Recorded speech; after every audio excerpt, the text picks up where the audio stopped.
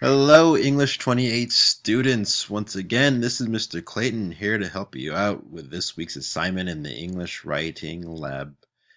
How you guys doing? Are you guys awake yet? We're in week 8 now. We are burning through the semester so fast you don't even know. I'm sure all of you are kind of burnt down right now, and I know uh, I am less than awake right now.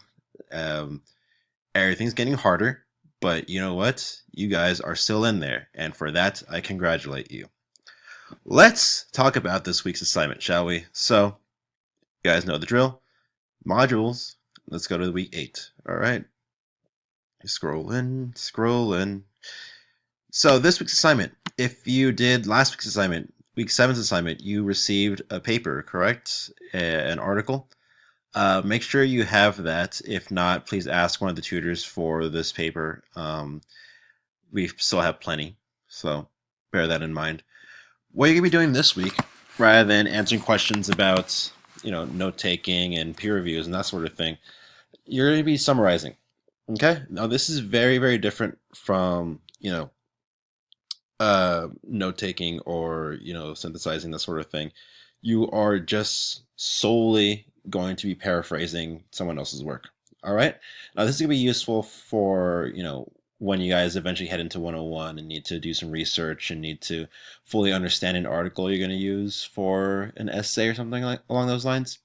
So when you're in the assignment, make sure you check out all the links that are here that will help you out with quoting and summarizing, that sort of thing. Click the link here. It's going to take you to Purdue OWL, the greatest website ever made by man ever. Do not dispute me on that.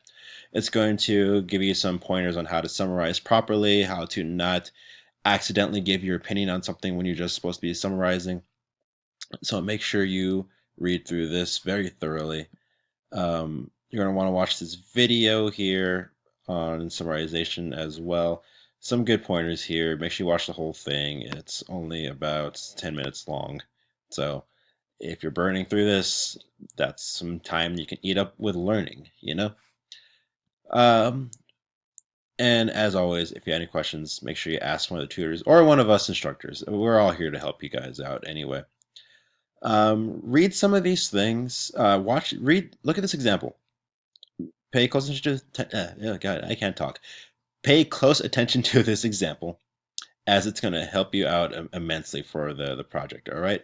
Note how they are, using quotes, and they're not using their opinion. They're not saying the word you or I or anything like that. They're keeping it strictly third person. They're keeping it strictly objective information. Okay.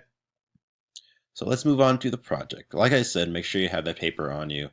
It is going to be useful for this week's assignment and next week's assignment as well. As was mentioned, you'll be basically summarizing the assignment, all right? Or the article. So keep these 3 things in mind.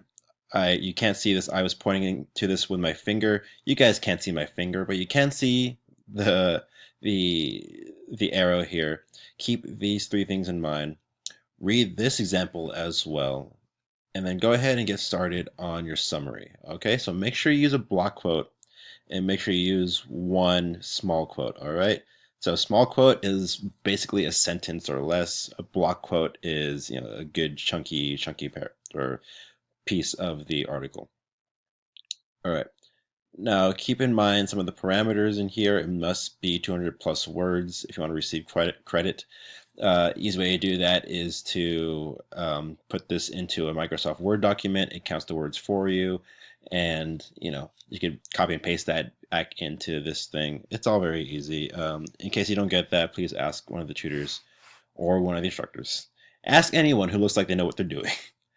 Um, and then once you finish that, ask someone to look it over. As always, see if you did everything right, if there's anything needs to change, anything needs a little bit of work, and then submit the assignment. And that's really it for this week. Hang on to that paper. You'll be needing it for next week. If you have a little extra time, make sure you do check out the optional assignments for the weeks. Check out the In the News. David Diaz is working on this week's In the News, so we'll see what this week's news has in store for you guys. And there's also free writes. There's also other optional activities, some word games, some crossword puzzles, if you will. So that's about it. I don't have anything quirky to say to end this video. So good luck with this week's assignments. And I love you all, except for you. You know who you are.